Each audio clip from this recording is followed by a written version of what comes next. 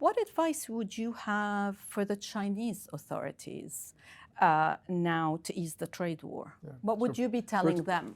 First of all, welcome. Thrilled to be here. I do read the FT every single day, and I have for 2 or 3 decades at this point. And so like I try to just be honest about everything we think. I try to do deep work and deep analysis. And there's a section in my chairman's letter about China. I think China, in reality, has done a lot of good things for its own nation.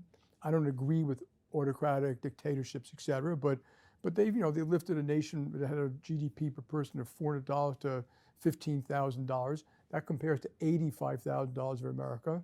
But there are legitimate complaints that people have around China. Like if you look at their neighborhood, very complex neighborhood, but they are scaring Japan, Korea, Indonesia, Vietnam, India, et cetera. And so they should look at themselves and look at where the legitimate complaints about trade. A lot of nations around the world think that they've been dumping excess capacity on their nations, and they should look at all of that. And what I said in my letter is that America shouldn't be afraid.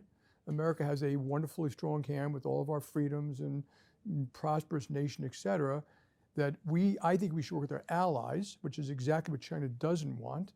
But I think China and America should engage. And they've started to, but right now they're not talking very much. So I think the first thing you do when you sit down with anyone is, I think the first thing you do when you sit down is say, how's your family? What are your objectives? We all have common interests. And So do you think the president should call Xi Jinping and ask about his family? I'm going to leave it up to them how they go about it. But I don't want to get this tit for tat type of thing. I think adults should talk to each other and listen to each other and acknowledge when the other person is right, or at least has a good